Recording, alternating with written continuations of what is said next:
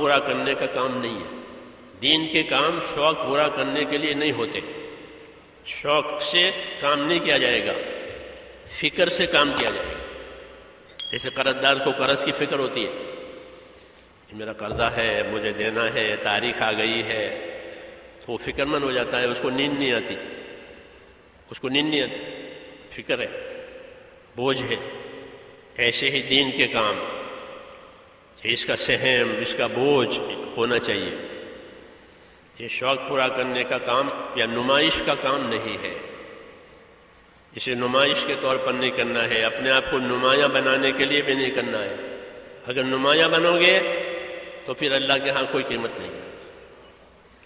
وَمَنْ أُشِيرَ إِلَيْهِ بِالْأَصَابِعِ فَلَا تَعُدُّهُ شَيْئًا، کہ جس کی طرف انگلیوں سے اشارہ کیا یہ فلاں صاحب ہے، فلاں صاحب ہے، کہ اسے کچھ مت سمجھو، شہرت پائیے، شہرت کا کام نہیں ہے، صلاحیت کا کام ہے۔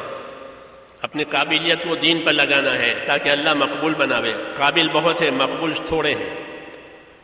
قابل بہت لوگ ہیں دنیا میں، لیکن مقبول شاذ، مقبول تھوڑے۔ تو ہمیں تو مقبول بننا ہے، اس لیے دین کے کام کے شوق سے نہیں کیے جائیں گے کہ بیان کرنے کا شوق ہے، کہ شوق کا بیان نہیں ہوتا، امت کی خیر خواہی کا بیان ہوتا ہے، امت کو دین سمجھانا ہے، شوق نہیں پورا کرنا ہے۔ امانت ہے کہ امت کو دین سمجھاؤ، امت کو دین سکھاؤ۔ وہ لائنیں دوسری ہیں جس میں شوق پورے کیے جاتے ہیں، جس میں اپنے آپ کو نمایاں کیا جاتا ہے، وہ لائنیں دوسری ہے، وہ دنیا میں ہے۔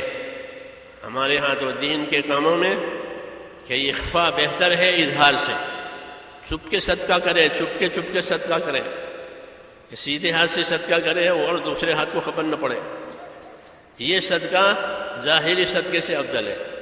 ان تبدوا الصدقات فنعما ہی، کہ اگر تم ظاہر کر کے صدقہ دے دو کہ یہ بھی ٹھیک ہے۔ وَإِن تُخْفُوهَا وَتُؤْتُوها الْفُقَرَاءَ فَهُوَ خَيْرٌ لَكُمْ، تو اگر تم اپنے صدقے کو چھپاؤ، چپکے سے فقیروں کو دے دو، یہ تمہارے لیے بہت بہتر ہے۔ تو ہر آدمی کا ہر عمل اس کا صدقہ ہے، جیسے مال صدقہ ہے، ایسا ہر آدمی کا نیک عمل اس کی زندگی کا صدقہ ہے۔ اس کا جتنا یہ اخفا کر سکتا ہے، پوشیدہ کر سکتا ہے، یہ اس کے اظہار سے بہتر ہے۔